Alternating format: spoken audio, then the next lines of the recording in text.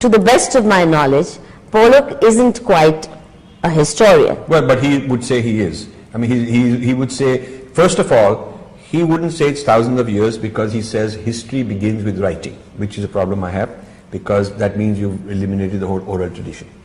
And when history begins with writing, he says then writing started only in 200 BCE, so he's cut off thousands of years prior to that.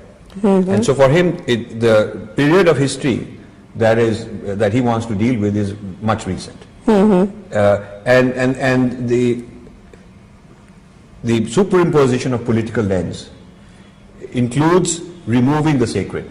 So that's another very important part. That's why the first question is it political or sacred?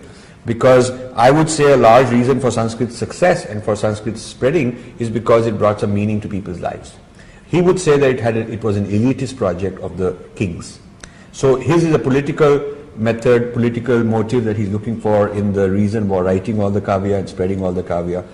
And mine is that people were chanting mantras, they were doing yagnas, they were doing jyotish, they were doing architecture, dance. It brought meaning to people's lives.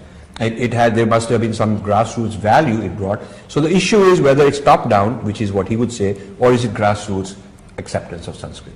And considering that so much of literature in Sanskrit has been composed outside the courts, right? It was not all Darbari literature. And he says that that is another interesting point. He likes to show that it was basically sponsored by kings.